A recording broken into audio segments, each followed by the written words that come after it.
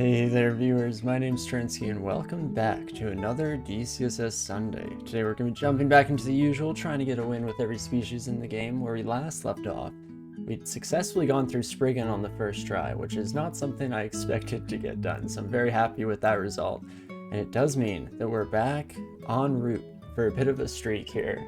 If we can win just one more, we'll be tied for the best streak that we've gotten in the series so far. But it's going to be a little bit tough because our little birdman is going to be just a little bit squishy, which we'll get into as we go over the attributes kind of associated with the Tengu today. So with that out of the way, let's get ready to hop on into this, shall we? All you know is we're playing a birdman, not sure of background. I think we're going to be going with Air Elementalist. I think it was Ninth who suggested it last time, so first suggestion off the rip is what we're going to be going for, and we'll see if we can leverage that into a nice early advantage here. So with that in mind, let's pick Air Elementalist and hop ourselves into the dungeon. And as for our name, Sapid had a bunch of good suggestions last time, one of which was Tengu and Cash, but I think I'm going to hold that one in reserve. If we have some issues here, I'm just going to go with a bird that worships Go's Egg, and I thought that that name was just perfect and ideal for that. So instead, we'll go with the second suggestion for now, I think. And we'll do Tengu Kazooie. Perfect. You know, Edgar Allan Crow is definitely up there in the running, and my wife really liked that one as well, so hey, maybe we're destined to lose this one and we can try out some of the other fun names. But with that out of the way, let's hop into it here, shall we? For our skills, we'll want to be focusing on some spellcasting right off the bat. Edgar needs to be spooky, clearly, definitely, yeah.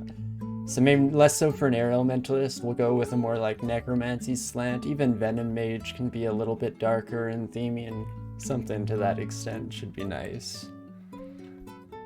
Good evening to you as well, Acid Grind. Hope you're having a fantastic day. Welcome back here.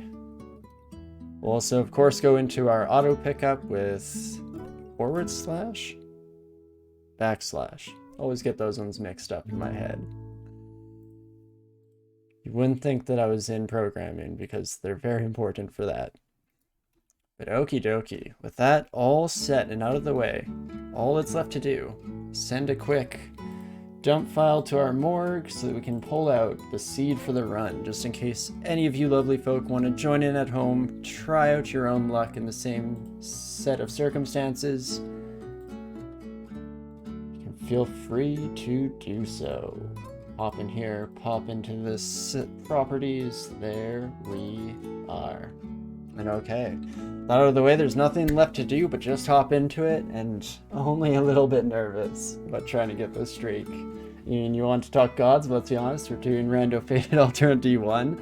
Maybe, we'll have to see what shows up. I was thinking about that. I mean, last week we talked briefly about Dithmenos, who we haven't had an opportunity to show off in this series yet. I thought it might be interesting. At 4 pips of piety, of course, Dithmenos has a chance to double up on our melee attacks and a lot of our targeted spellcasts as well. So you can get some really cool interactions there where you're just unleashing bolt upon bolt of spells at a very reasonable cost. Of course, to start off here as an Air Elementalist, we get the spell Shock. So this is a decent spell, not just because there aren't many things, especially in the early dungeon, that are resistant to electricity, but beyond that, all of these air spells can bounce. And so it leads to some very interesting circumstances like this, where we're getting 2 hits for the price of 1. So if you start thinking about that Dithmenos reasoning again, if you're doing this and you're doubling up the shot, you can get some truly incredible stacks of damage slamming down. But we'll have to see what the future holds, and we run into a knoll immediately.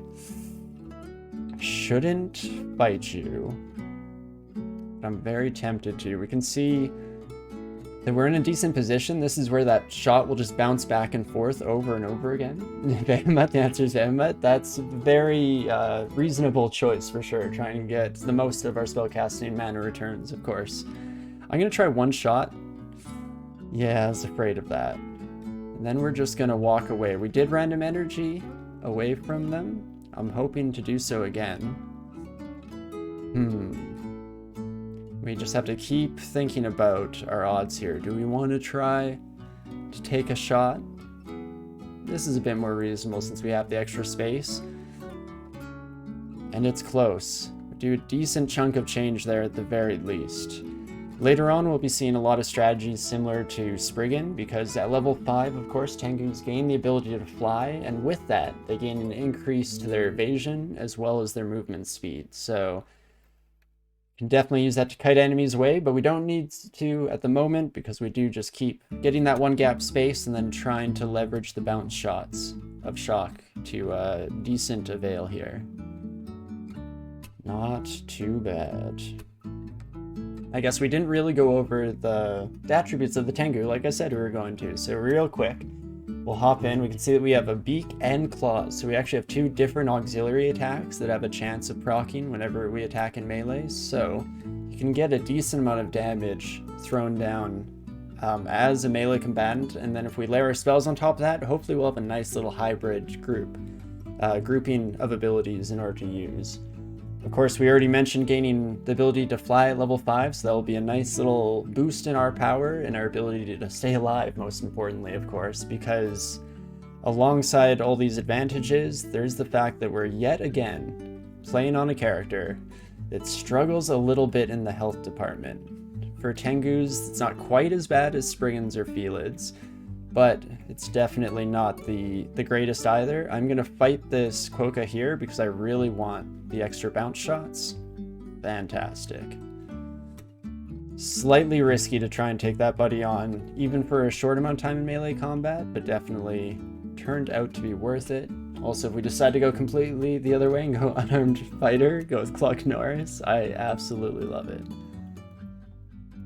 And it definitely works out to go unarmed. If you can survive the starting part of this game where you're fragile, things are a little bit iffy, then those auxiliary attacks really start to add up.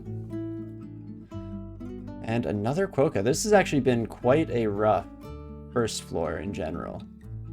Gnolls and Quokkas everywhere, not exactly what you want to see.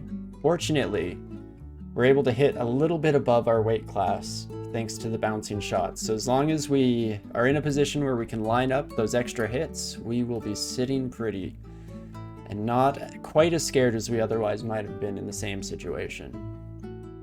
Ooh, there's like a petrified forest up here. Cool. We also get to take advantage of the fact that almost all, if not all, air spells are piercing bolts, so we're able to not only line up with walls to get extra hits off on single targets, we can also try and line our enemies up in nice, organized, single file queues and just take them all out in one fell swoop.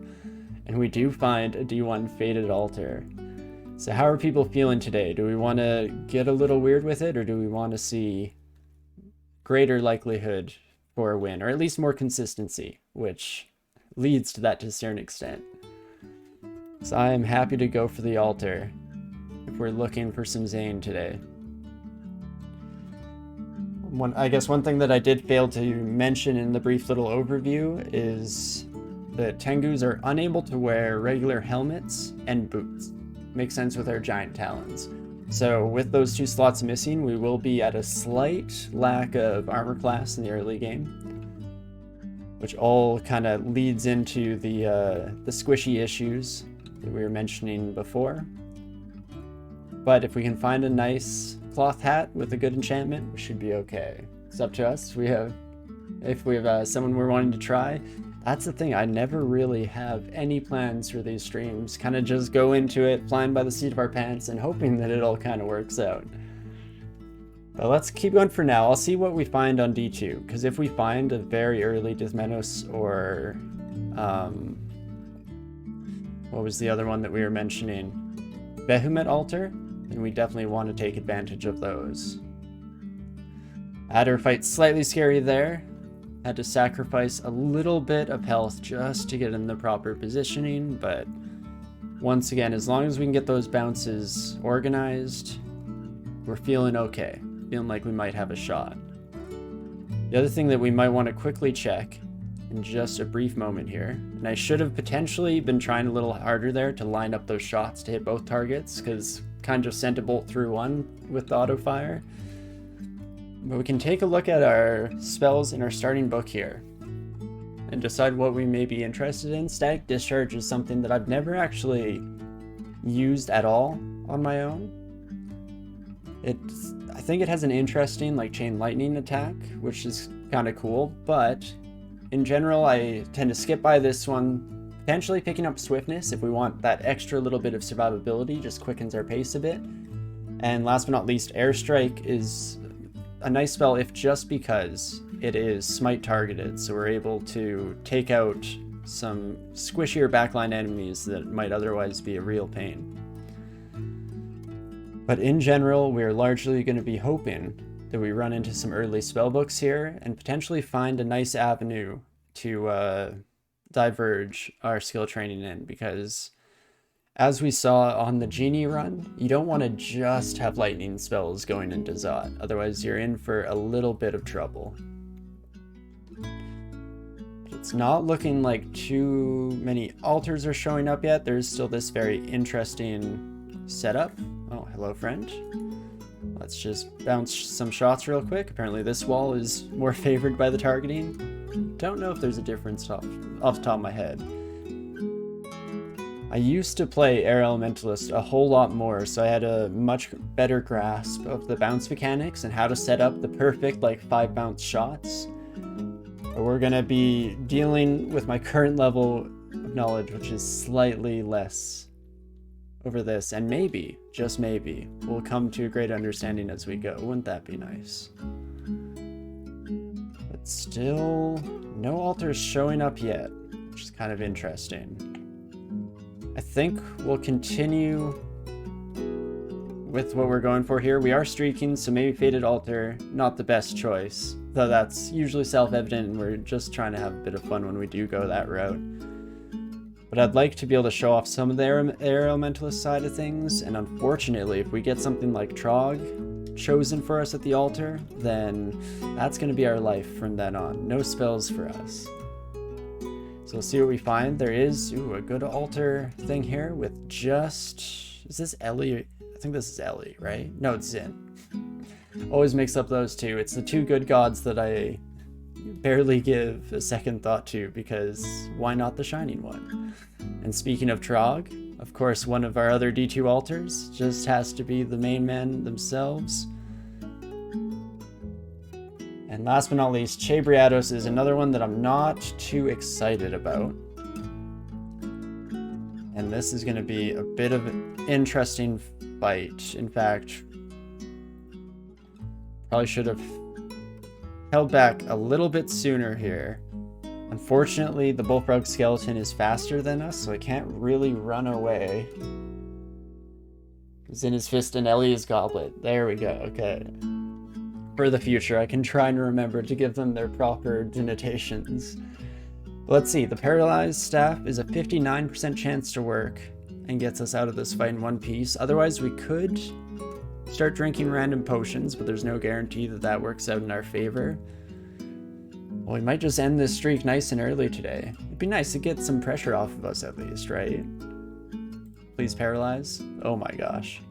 I'm even going to take one step back while we do this, just to ensure that we are not taking any needless damage when they come out of the paralysis. But there we go. A bit of a stupid mistake early on, but it's nice to get those right off the bat here, because now my mind is hopefully turning a little bit. Those gears are turning, and the next time we'll be in a slightly better situation.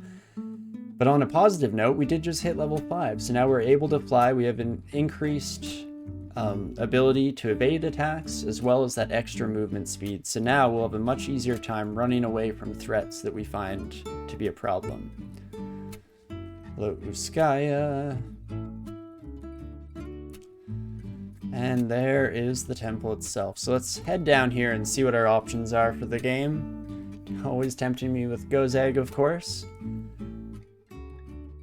There's the Ellie that we were talking about earlier. And what are our final options here? There is a Vehemut. So unfortunately, no Dithmenos, which I was kind of hoping to get to show off, but we do want to keep tempo here, so we'll go with the good old classic Vehemut, one of the best spellcasting gods and hopefully leverage this into a good place. The nice thing with Vehement for Tengu is that our conjuration aptitude is ridiculously high, so we're able to get a lot of strong conjuration spells castable at a relatively early point.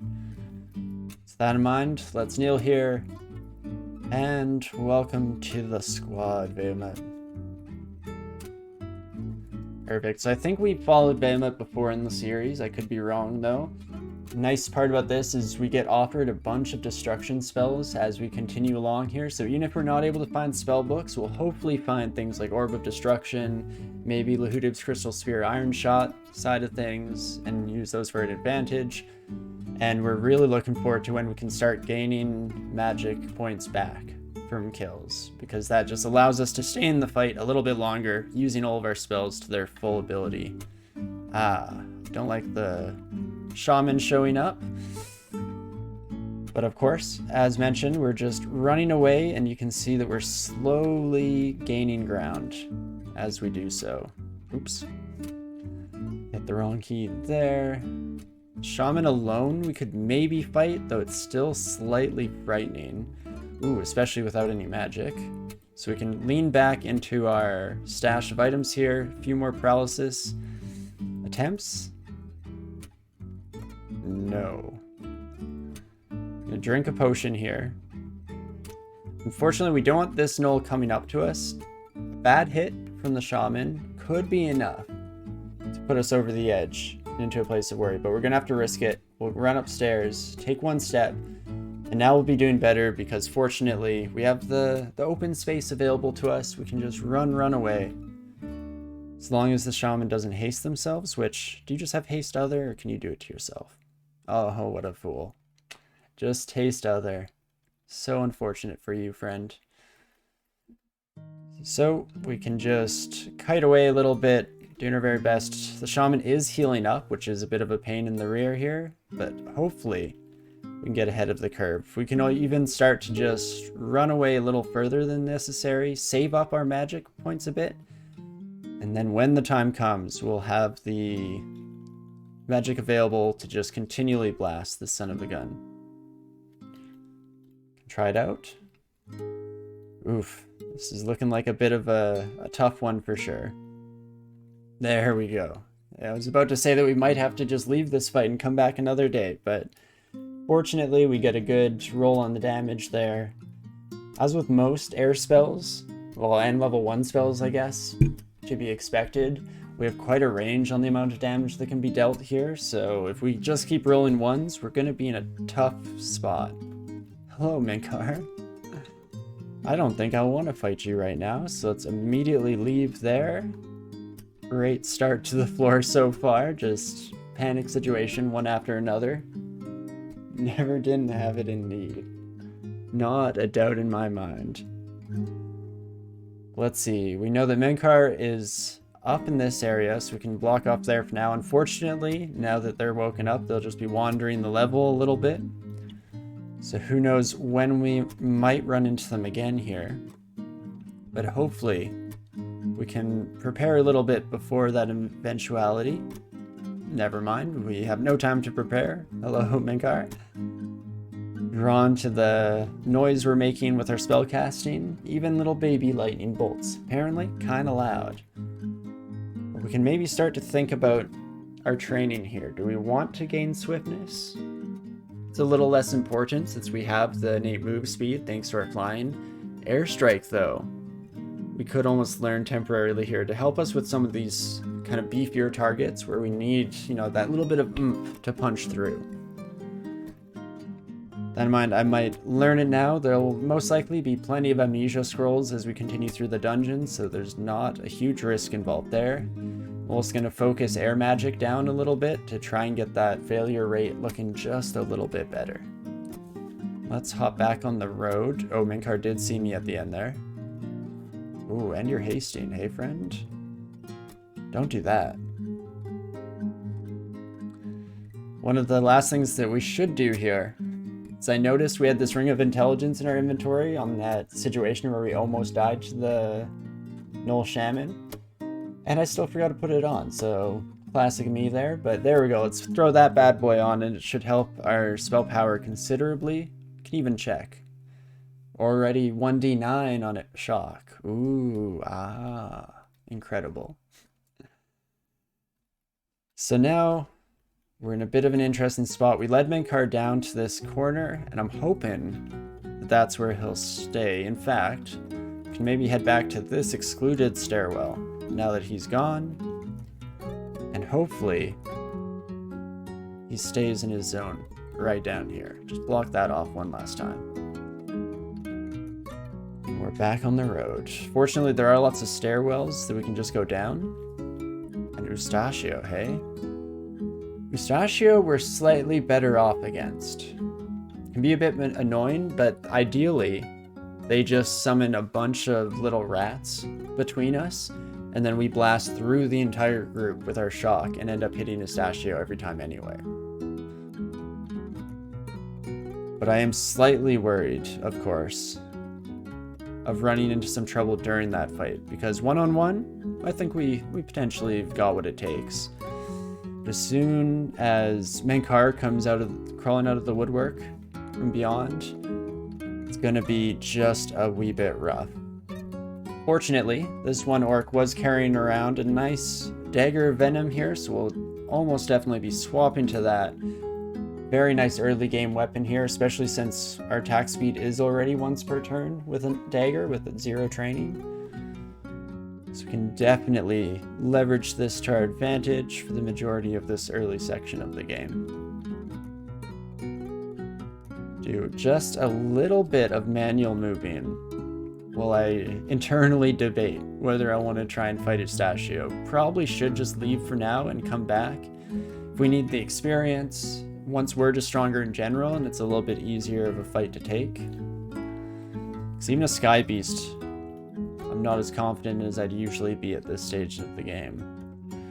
That immune to electricity is going to be real rough for us. We almost ideally want to get into close quarters combat with a Sky Beast to try and get the venom stacks with our dagger, but of course, there's no guarantee that works out for us. It might be a very scary experience, all things considered. So let's do the smart thing. Let's just head downstairs and continue on our way.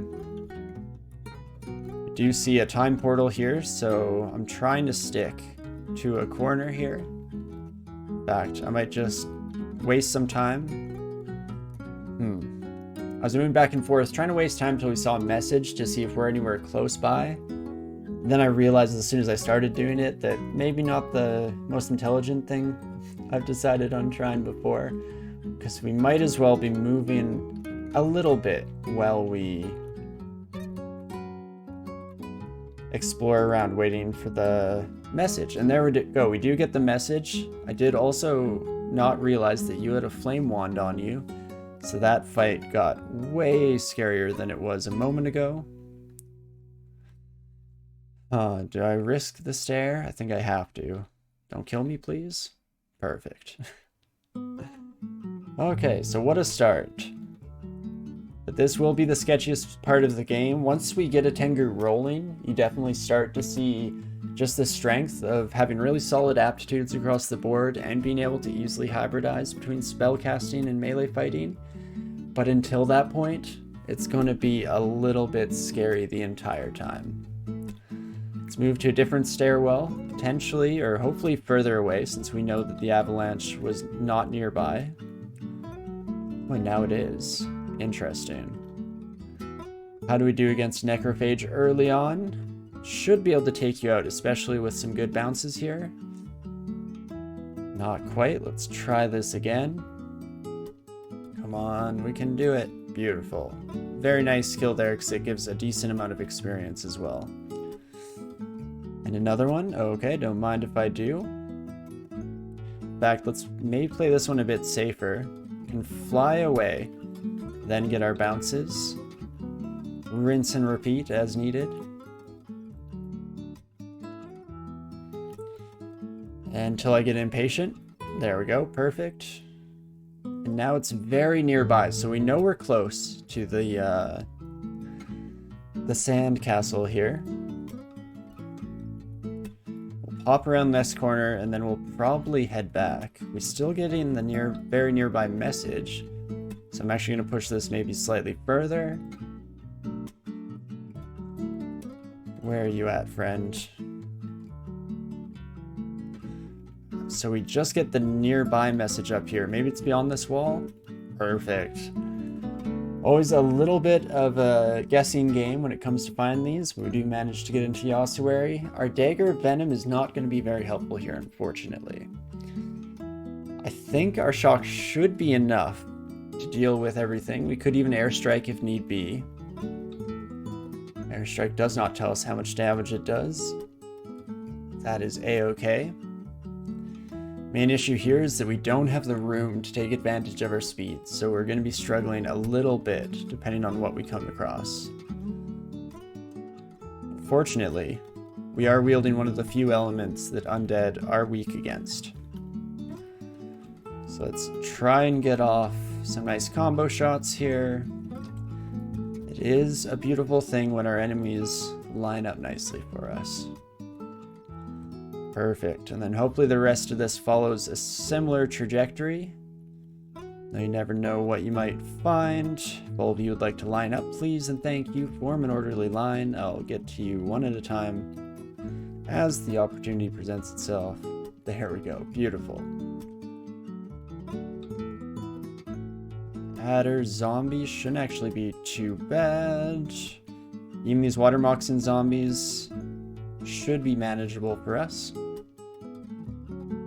But we will keep running away every once in a while just to, again, make sure that we're getting these nice lineups. Fantastic.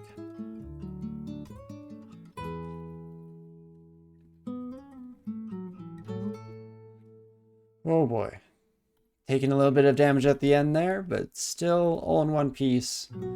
Looking pretty solid.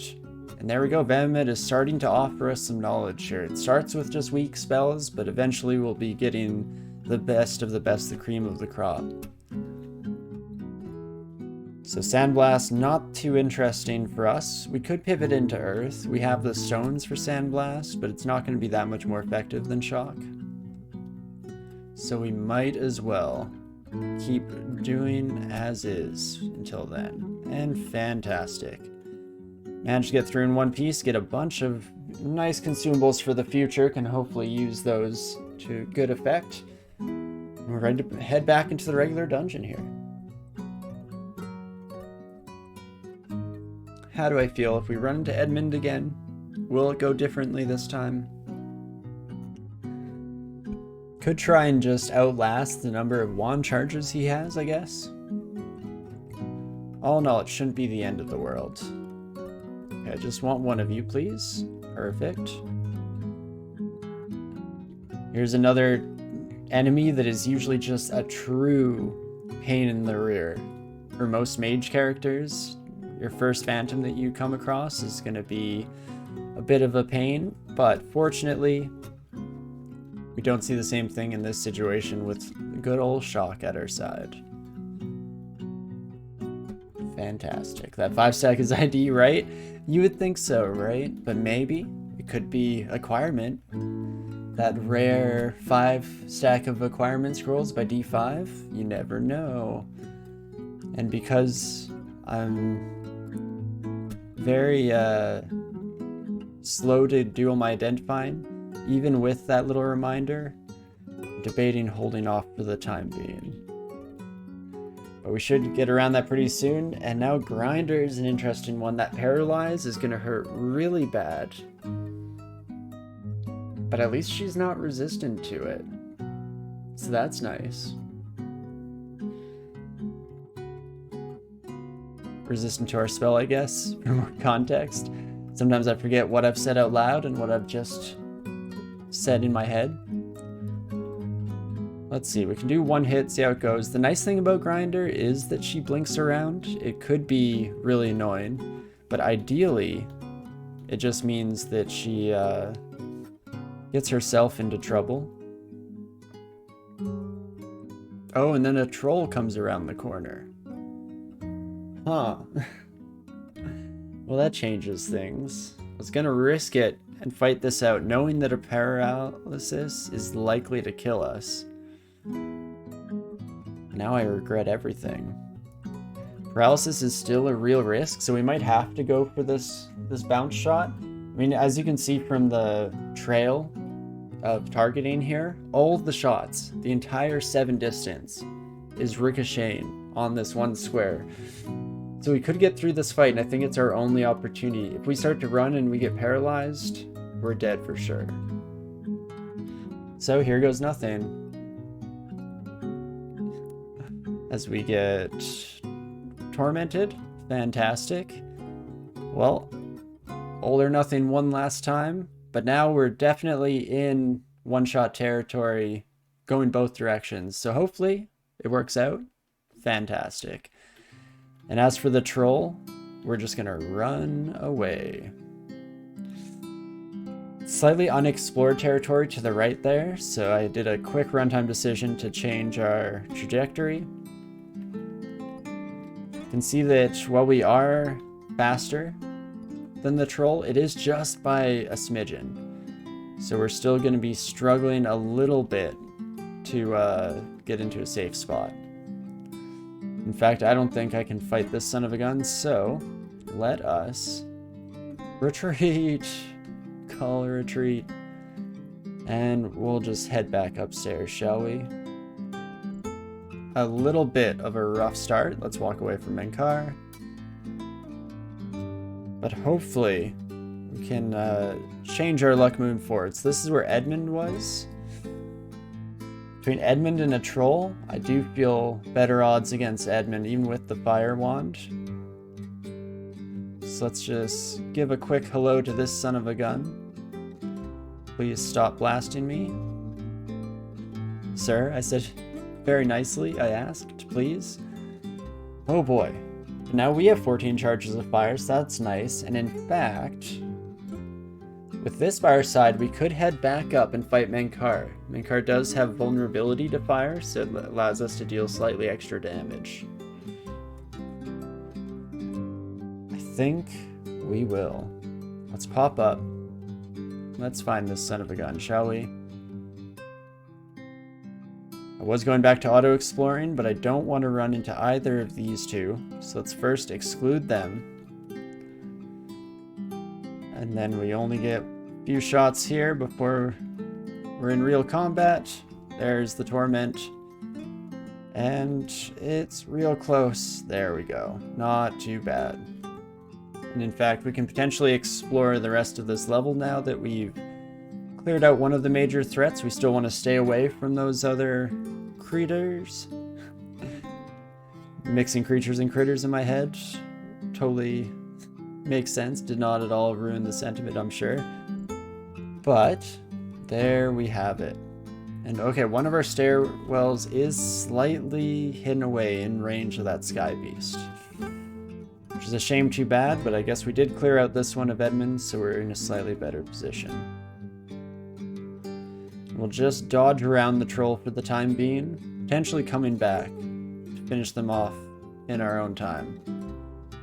The Jib also has a fire wand, of course, so contrary to what it may seem statistically, the Jib was basically as much of a threat as Edmund there.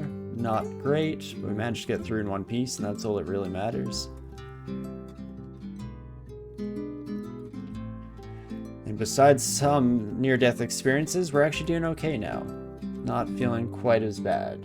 I feel like those kinds of avoid until you have the right tool strats are really important early, especially on characters like this, yeah. No, it's important not to get too out of your depth and make sure that you're staying proactive in your efforts to stay alive and keep safe. Something that I too often find myself slipping on, for sure. But okay, let's head down, and now's about the time where I think we've let it go long enough that we'll start identifying some scrolls. On one of our characters, I think our Spriggan, it wasn't until Lair that we identified even a single scroll, but that's because we were just so ahead of the curve. In this situation where we're running into lots of these avoid it until later, almost death scenarios and the like, we definitely need these earlier advantages, and unfortunately we do confirm that that's not a 5-stack requirement. Not today. Such a shame. Too bad. Let's quickly identify a few things, starting with the potions as usual, just trying to get those heals. At least one heal would be nice before using all of these scrolls. Hey, there we go. We get heal wounds. Perfect. It's an interesting mix whether you want to find cure wounds or I'm saying cure wounds. Heal wounds or curing. There we go. My brain shut down there for a moment. But it's interesting which one you may want to find first. Heal wounds, of course, much better for keeping yourself alive from a health perspective, but depending on how many poison enemies we run into in the near future, we might really regret that in the coming while. But Bahamut here offers us Poisonous Vapors, which is one of my favorite spells. I really like poison. I used to discount this and never use it. Why use Poisonous Vapors when you can just get Olgleb's Toxic Radiance and all that? But in this very series, I discovered the true power, and so let's definitely learn this. Another nice smite targeted effect. And in fact, with that, we may actually feel slightly more comfortable taking on the troll upstairs. Let's just add the bounces in here to make sure we get the extra damage down. Perfect. And it's an air spell. Exactly, yeah. Already fully trained up. No need to divert any experience towards it or nothing. Definitely bounce this on a gun. Early iguanas, always slightly scary. And it's surprisingly strong. Yeah, I had no idea until relatively recently. But boy, do I love it now. So, here's a good opportunity to use it. Target that is vulnerable to poison. Even managed to get through a fight with a scorpion without getting any poison thrown our way, which is good because we didn't identify the curing potion earlier. So that's somewhere where heal wounds could only do so much work for us to stay alive. Coming across our first orc priest as well is something that can always be slightly scary, but we managed to do okay. Definitely need the bounce shots here. Oh boy, each and every one of these fights bringing us slightly lower than I feel comfortable with. So hopefully we can get ahead of the curve at some point in the early dungeon and not have to worry quite so much about our safety in the future. Finding a nice early leather armor or something could go a long way for us as well, for overall survivability. Some kind of light armor with a good enchantment would be a really solid blend. And there's our first spellbook. Unfortunately, it's not a great one. I don't think we'll be using any of these. We could try and use Wereblood if we want to go full hybrid, get some slaying bonuses down, but we're not going to worry too much about it. Another huge advantage of the bouncing mechanic is not only can we get multiple hits on strong targets, but on these highly evasive targets like the bee, where you only need one hit in order to get the kill. It's really nice just to have that extra chance of hitting in order to guarantee it. Let's find a different stairwell because I'm not a huge fan of the idea of fighting bees right now. Apparently the game has different things in mind for us. Jeez Louise, that's not great. Okay, we do manage to kill the bee at the very least. Otherwise, this poison is very frightening. So let's just hop out of there, heal up, take a deep breath, feel a little bit safer. One thing we can keep in mind is that if we do get surrounded by bees, we have potions of lignification, which does convey poison resistance. So that's a nice thing to have in our back pocket. In case of emergencies, we can break that glass. And it might be sooner than I would like. I'm gonna kill the bee. Ideally kill the bee. Maybe kill the bee? Oh no. So I was hoping to just kill the bee and then run away from this orc. Unfortunately, the game had other things in store for us, so we'll have to drink one of our heal wounds, then risk running away, potentially getting lethally poisoned again. Do you know what? We probably should have airstruck. Airstrike has no chance of missing. Right. So there's a mistake. Another early mistake here that we can try and learn from in the future. Why bother with 7 different bounces and try and get 1 to hit when you can just airstrike them out of the sky? Even poisonous vapors would have been a much better strategy there, because bees are another vulnerable to poison critter. So do as I say and not as I do. We definitely find ourselves in these situations decently often, and in fact, another sketchy fight here. I'm gonna drink an early lignification to give us some extra health and some extra survivability. In general, this might not be the best move because we're no longer able to step out of steam, but if the Wyvern's just gonna be chasing us down anyway, what are you gonna do about it? So let's just get some poison, an airstrike, take that son of a gun out. Oh, and you know what? I called the Steam Dragon a Wyvern, realized my mistake, but didn't expect to be immediately called out on it by a Wyvern coming around the corner. Hello, friend.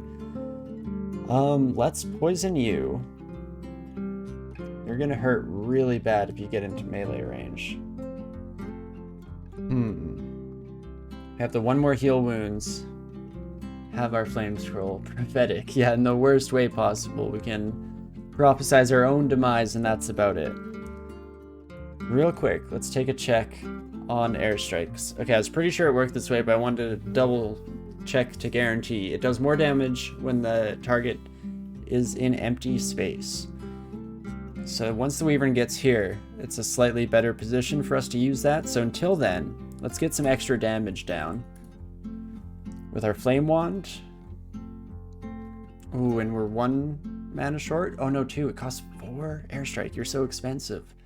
Why you do this to me? So might have been prudent to actually read a teleport or something like that.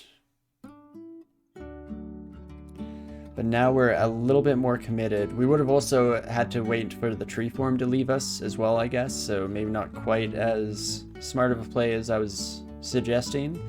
So let's just poison this buddy slightly more. We have the extra AC from Lig, so hopefully we can roll well there and take care of this buddy. That's what I was afraid of. So we will drink our last heal wounds, since we do want to just do anything we can to get out of this in one piece. And come on, there we go. Managed to kill the Wyvern just at the very end.